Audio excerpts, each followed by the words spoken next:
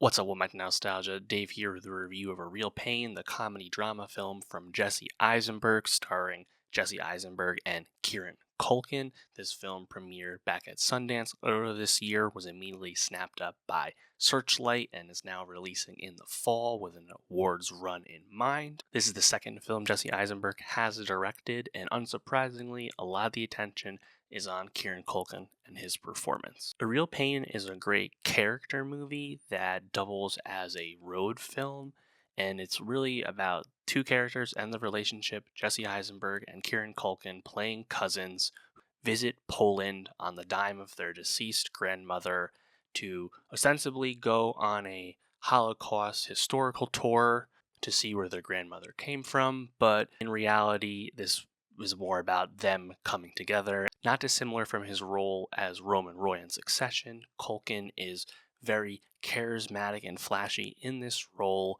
playing a clearly disturbed person, someone who is having trouble going through life. Because at times it can be challenging because you spend so much time with a clearly troubled character who can grate and be frustrating to be with. The way the movie wraps up comes across to me as a really sophisticated depiction of pain and of grief. I find the movie pretty compelling. Now, there are times when you watch this movie, when you're spending time with Culkin's character Benji, and you're like, man, this guy sucks because he can be at one time, it's one time incredibly charming to strangers, people he doesn't know at all.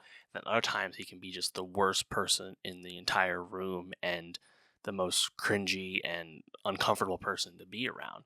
And as you come to learn more about the multitudes of this character, has someone who seemingly struggles to go move through life, and how that's so, I think, expertly juxtaposed against Jesse Eisenberg's character, David, his cousin, who is this successful like ad salesman, married with a kid, lives in New York City, very buttoned up, very neurotic and particular, almost to a fault, and how that's so different from Benji, who is doesn't have a lot going on in his life, but is also at times a lot less secure in how he feels about things, and yet also carefree in other times. Like it's complicated, and I think like that dynamic and how it's multidimensional between these two characters. It's the strength of the movie for sure, and a step up from Jesse Eisenberg's directorial debut when he finished Saving the World.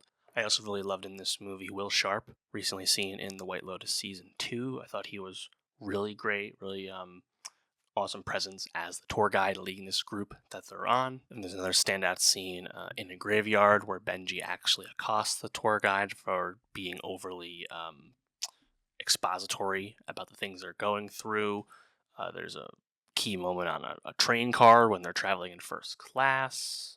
Yeah, I think it's a movie that has some great moments and some good character work. And in terms of its awards push, I think it's clearly going to be centered around Culkin and supporting actor. That much seems pretty clear.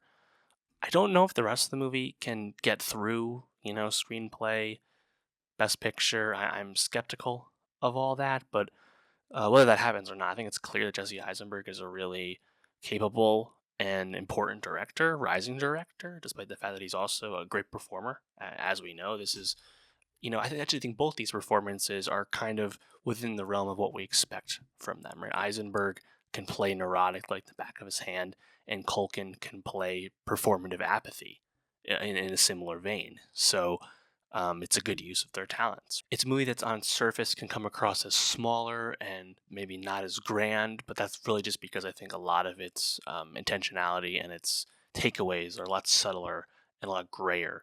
And that's just compelling work. It speaks to the strength of the screenplay that Eisenberg was also involved in.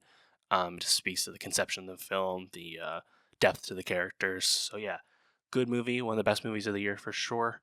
Let me know, though, what'd you think of Real Pain? What's your favorite moment about it? And for more movie reviews, subscribe. I'll see you next time.